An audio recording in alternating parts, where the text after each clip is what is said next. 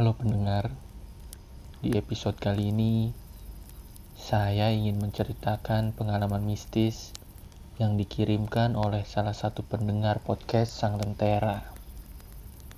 Berikut adalah cerita tentang sebuah keluarga kecil yang terdiri dari ayah, ibu, dan satu anak mereka.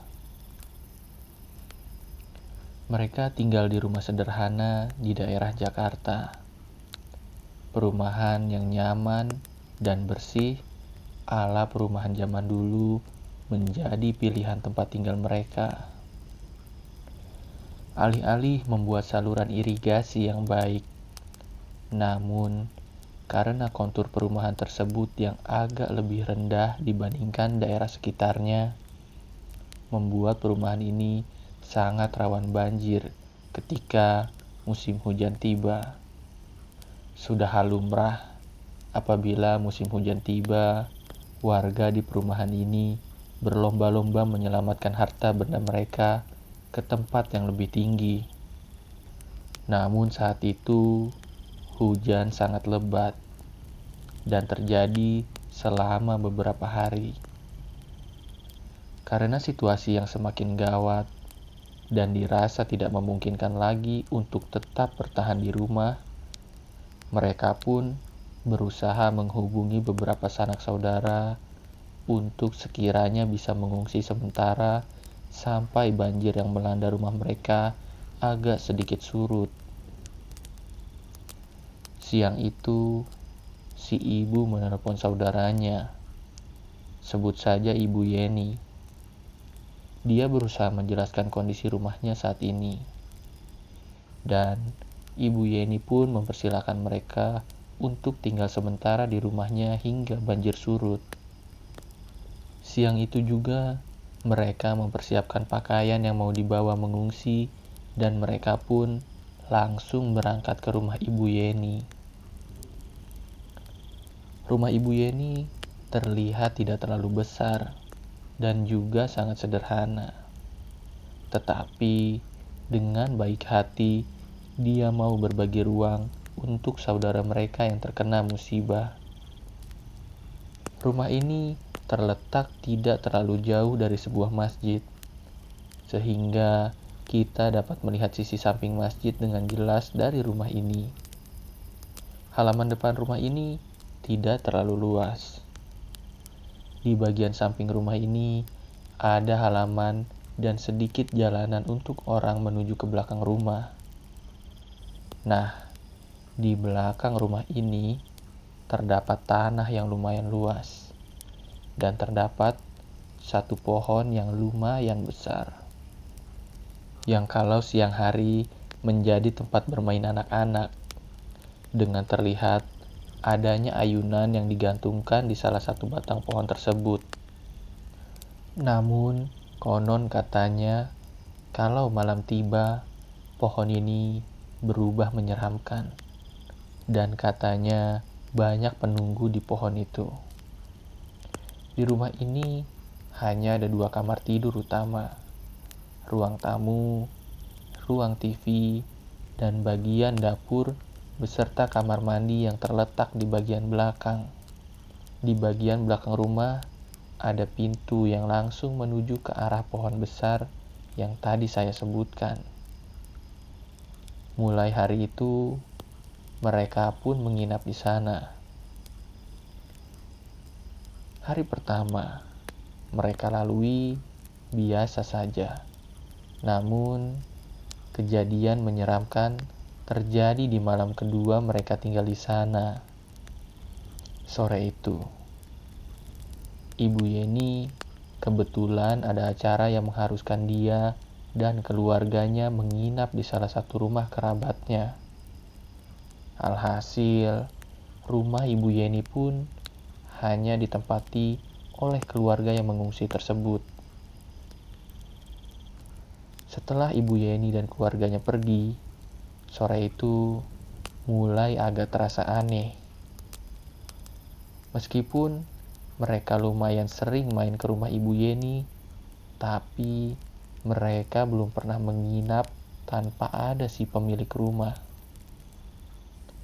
Ada perasaan aneh dan janggal di hati mereka, apalagi dengan beberapa cerita aneh tentang rumah itu yang mereka pernah dengar sebelumnya. Tapi karena kondisi yang memaksa mereka harus tetap bertahan di sana, mereka pun berusaha untuk menghiraukan cerita-cerita seram itu. Malam pun tiba. Selepas maghrib, mereka makan bersama, ngobrol-ngobrol sambil menunggu Isya. Setelah azan Isya berkumandang, mereka pun sholat berjamaah. Karena merasa sungkan dan sang empunya rumah tidak berada di rumah, selesai sholat Isya, mereka pun memutuskan untuk tidur. Malam itu, hujan mulai turun rintik-rintik. Kurang lebih setengah jam kemudian, anak mereka mulai tertidur. Namun, ayah dan ibunya belum tidur. Saat sedang mengobrol, tiba-tiba ada seperti suara ketukan di bagian ruang tamu. Mereka pun beranjak dari kamar untuk memeriksa sumber suara. Mereka periksa di setiap sudut ruangan, jendela, dan pintu depan belakang. Semuanya aman, tidak ada tanda-tanda orang masuk. Untuk mewaspadai hal yang tidak diinginkan, mereka berdua berjaga di ruang TV sambil menonton TV. Selang beberapa menit kemudian, terdengar suara pintu diketuk kembali. Tapi kali ini, suaranya sangat jelas, berasal dari pintu belakang, yang dimana ada pohon besar di sana. Pohon yang mereka pernah dengar cerita mistisnya. Mereka berdua hanya diam sambil menunggu apakah ada suara ketukan lagi. Dan benar saja, suara ketukan itu kembali muncul di pintu yang sama. Mereka beranjak ke pintu belakang. Mereka tidak berani membuka pintu tersebut, tapi mereka hanya memastikan kembali bahwa pintu tersebut sudah terkunci dengan benar. Karena selain takut kalau itu hantu, mereka pun takut apabila ada maling yang masuk. Setelah memastikan pintu tersebut aman, mereka kembali ke ruang TV.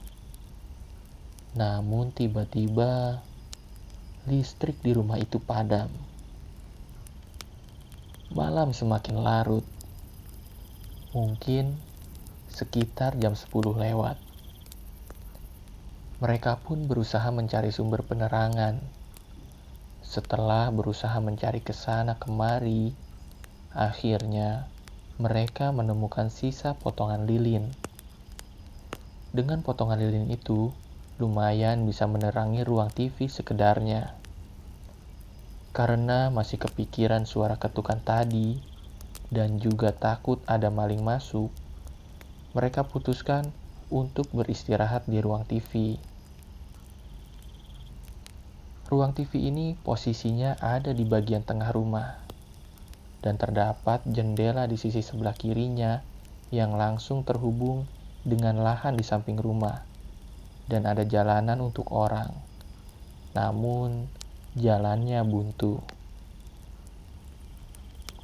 Malam pun semakin larut. Dan hujan pun tak kunjung reda. Malah semakin deras.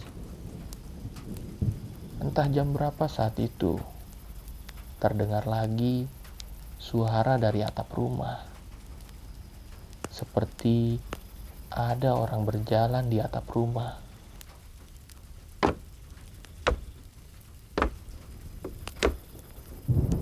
Mereka berdua hanya bisa bengong dan terus berdoa. Hujan belum juga reda, dan kejadian-kejadian aneh pun belum juga usai. Gangguan kali ini agak lumayan ekstrim. Dari samping rumah yang ada jalanan buntu itu, terdengar suara orang berjalan, seperti kaki diseret.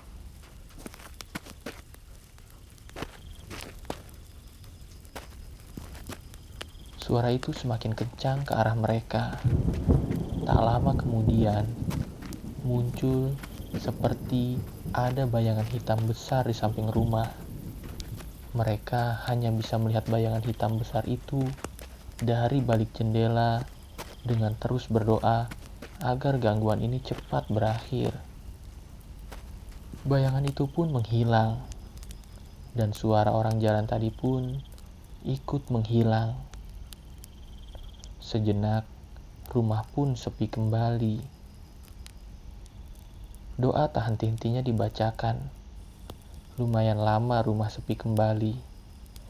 Mereka berpikir semuanya telah berakhir. Mereka mulai tenang dan tinggal berharap listrik segera menyala. Mereka merasa suasana sudah cukup aman, dan waktu pun sudah menunjukkan tengah malam. Akhirnya, mereka memutuskan untuk masuk ke kamar. Baru saja berdiri dari duduknya, mereka kembali dikejutkan dengan suara besi beradu di bagian depan rumah. Kali ini, mereka yakin kalau ini memang maling. Dengan membawa lilin yang tinggal sedikit, mereka berjalan ke ruangan depan rumah. Suara semakin jelas berasal dari arah depan rumah. Untuk memastikan itu suara apa, mereka pun mengintip dari balik gorden. Dan mereka tidak menemukan orang ataupun binatang di luar sana. Tapi suara itu tetap masih ada. Mereka mencoba melihat lebih jauh, dan akhirnya mereka menemukan sumber suara itu. Ternyata suara besi beradu itu datang dari keranda yang bergoyang-goyang sendiri di area masjid. Keranda tersebut sedikit melayang dan terus bergoyang. Mereka kaget bukan main, karena mereka belum pernah melihat kejadian aneh macam itu sebelumnya. Ditambah lagi dengan gangguan-gangguan sebelumnya yang membuat mereka takut. Mereka sudah memastikan suara-suara sebelumnya itu bukanlah suara maling atau orang iseng, tapi itu semua suara tanda perkenalan dengan penunggu yang ada di sekitar rumah itu. Mereka hanya bisa menghela nafas dan berdoa dan memutuskan untuk kembali ke kamar saja. Dan alhamdulillah, gangguan malam itu tidak berlanjut kembali, meskipun tetap tidak bisa beristirahat dengan tenang. Tapi setidaknya malam itu sudah terlewati. Bagi kalian yang suka dengan cerita ini dan penasaran dengan cerita selanjutnya, kalian bisa like video ini dan subscribe channel ini. Dan untuk kalian yang punya pengalaman mistis lainnya, bisa berbagi ceritanya di kolom komentar atau di email kami. Ingat, jangan tidur sendirian.